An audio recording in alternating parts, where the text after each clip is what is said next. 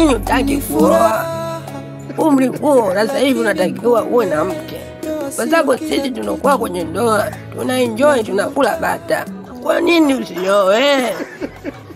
Sasa naanzaje kuoa mimi? Naanzaje kuoa wakati mimi napenda kujihamba? Mimi napenda kujihamba kweli. Mshamba bado hujatoka wewe. Unafikiri swala kuoa ni swala dogo? Swala kuoa ni swala kujipanga kweli. Na haba kindubi hogo edaba. Yaani tulama nikwambie kitu kimoja. Vijana wa sasa hivi mnabeba sana majukumu. Kitakulamba kitu kizito. Tena unapopenda kitonga, lazima kitakulamba. Yaani wewe nakwambia utoboi mwaka. Usipooa basi utaolewa na mishangazi. Oho, tate nane. Yaani nasemaje? Mimi nalala miguu minne kama wewe tu. Sasa sioni haja mimi ya kuoa. Tena na kwa buku tatu. Tena sometime mpaka freeboti wenyewe wanapenda kujihamba. Sasa sidhani kama kuna haja ya mimi kuoa. Tena tiachane kabisa na hizo mada. Najuta kuoa. Nilikuwa nakupenda kweli moyo. Shoga yangu naye unaombea. Yaani ile message nilokutumia kumbe umeiona na umeamua kubaki. Kwanza hapo nicheke. Kama unavyonijua Keti cha umbea nisiyepoa shoga yangu. Maana message umenitumia kikao kikiisha ubaki hivyo hapo ulipokaa usiondoke, na mimi nimeamua kukaa hivi nikusikize shoga yangu. Kuna jipya gani? Maana yake umenitamanisha. Hivi shoga yangu, hivi vifulana ambavyo vina mwili vembamba, hivi vinakuwa vina matatizo gani? Maana yake kuna kivulana boss kakileta jana hapa kazini, nakwambia nimepita pale reception, naambia ananiangalia, yani mixa kunikonyesha yani kimekuja jana, mtu hata ajui kwamba labda ni mke wa mtu au nini. Yani kwanza mimi nashangaa mimi nitampeleka wapi yule? Kiani kiembamba kama kuni za nyongeza. Anipishe huko. Shogangu kwanza hapo ni cheke, unavomwambia mwenzie eti mwili wake mwembamba kama kuni za nyongeza. Wewe mwenye umejiona mwili wako? Kujishaua tu. Wewe unataka mtu mwenye kibonge si mwenye kitambi chake, Wewe sikujua vijana kama wale unaweza kukuta sometimes ndo wanaume ambao wenye mapenzi ya dhati, wanajua kupenda, wanaojali, wanaangalia nye vitambi tu, nadhani kwamba labda mwanaume akiwa na kitambi ndo ataka kazi ndani anaiweza vizuri. Halo, kwanza hapo ni cheke. Unaweza kumzala ule pale, kumbe yule ndo mwanaume mashine. Sasa shoga yangu, kama ulikopo ujui, kwa hiyo acha dharau kumdharau mwanaume mwembamba. Mwanaume mwembamba ana bala lake bwana. Niulize mimi Keti mtoto wa Mbagala, shauri yako. Jamani Keti. Jamani Keti umenikosha kweli. Yaani unataka kuniambia eti mwanaume akiwa mwembamba ndo ndani kazi anaziweza? Mimi hata sitaki kuamini hivyo. Hivi Keti, hebu niangalie vizuri. Mimi mwembamba, alafu kwa mfano, kile kifanya kazi kilichokuja jana, jinake of course jinake tu Samir.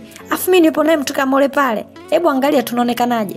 Natakiwa mtu kama mimi niwe na baba mwenye kitambi chake, kama hivi ndo tunaendana vizuri. Sasa shauri yako unavyosema sio eti mwembamba si nini mwenzangu anipishege huko. Tena sitaki kabisa mazoea naye na nitamkomesha nakwambia.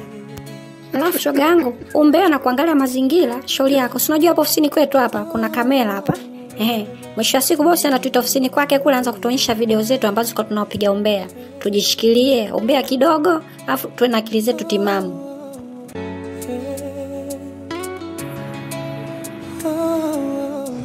Kijana karibu sana. Nikukaribishe sana kwa sababu ofisi hii kwanza ilikuwa inahitaji kijana mchapakazi na mwenye muonekano kama wewe. Karibu sana kijana. Bosi alikuwa amekuita jina la Samiri, na nadhani kama vile nitakuwa sijakosea jina lako, sio?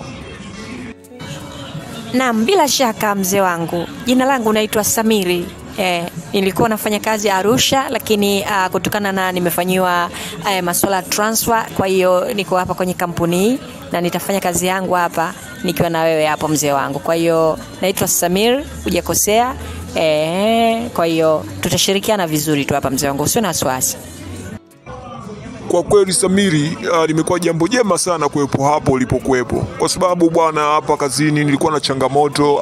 Kuna mdada nilikuwa nafanya naye kazi hapo jirani, lakini nilikuwa na changamoto naye nyingi sana, unajua tena wadada hawa tena. Lakini kwa kuwa kijana umekuja, na imani sasa hapa tutashirikiana vizuri kabisa kwenye kazi zetu hapa ofisini. Karibu sana sana sana kijana. Asante sana mzee wangu, wala una haja kushukuru sana. Mimi nishafika hapa, basi kwa kuwa nimeaminiwa na kampuni, basi tutashirikiana vizuri sana. Kuwa na amani, kuwa na imani na mimi, ni mchapa kazi, napenda kujituma sana kazini. Asante sana. Lakini mzee wangu, umeniuliza mimi jina langu, lakini mimi bado jina lako sijakufahamu, manake ni jana tu ndio nimeripoti hapa kazini. Safi sana kwa swali hilo. Mimi unaweza kuniita Mr. Mbio. Niite Mr. Mbio, likiwa linamaanisha ni mtu wa mbio mbio na kwenda faster, na kimbia zaidi ya farasi. Jina nimeitwa lina kama utani ndani yake, lakini usiwe na wasiwasi nalo, unaweza kuniita Mr. Mbio. Kwa hiyo ndio jina ambalo hata hapa ofisini wafanyakazi wenzangu wote wengine wananiita jina hilo, na ndio ninalofahamika zaidi. Kwa hiyo kijana, kuwa uhuru muda wote, kwa lolote tushirikiane vizuri. Najua kijana hutaniangusha, maana ninavyokuona ni mchapa kazi kweli kweli wewe. Asante sana mzee wangu, nashukuru.